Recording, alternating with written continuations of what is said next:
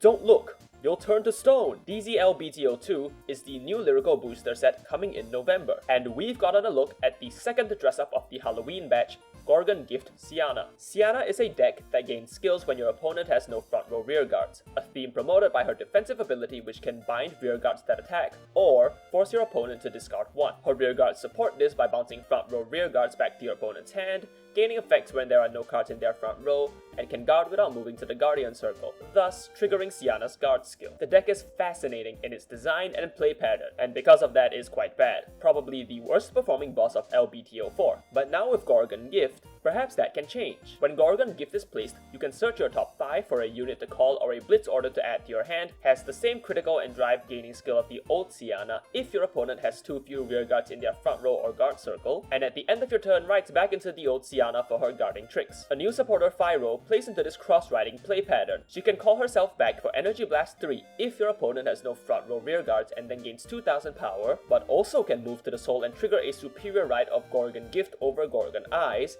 triggering Persona Ride if you didn't ride this turn, which should remind you of a little someone else. Furthermore, Raylin is a free bounce of a front row rear guard and can soul charge 1, and on Siana's attack, can move to the soul to draw 1. Then, if you Persona Road this turn and you haven't restood anything yet, you can also stand a rear guard, just like Vapula. To go with Siana, there's also a new Blitz order, which combines 2 of Lyrical's strongest Blitz orders into 1, letting you pick which effect to use. You can either gain 10,000 power or 20,000 power on a rear guard swing, or you can gain 30,000 power if your Vanguard has already been hit this turn. If you ask me, I might cry, so don't ask me. But it may not be as bad as it looks. While many are going to think of Granfia looking at this, and for good reason, Granfia's issue was that he already had a ton of power and looked for quick kills, thus extra Persona Rides were quite superfluous in the grand scheme of things, and also the token upgrade he got wasn't very good. On the other hand, Siana actually does struggle with power, which this does technically address. The additional skill that calls or adds one is also really appreciated. Fyro does a lot of the heavy lifting here, making the Persona riding way more consistent. If you don't have a way to soul blast her out, you can use Lavrant to keep up the Persona pressure as well. And of course, a consistent way to enable a multi-attack is greatly appreciated outside from the innate restander Siana has, making it more consistent for you to chip cards of your opponents. But it's more likely that the deck is still going to struggle. It's really hard to see a world where Siana can grind opponents down with control skills alone, when her lower than average power means she will still struggle to end the game. I love her theme.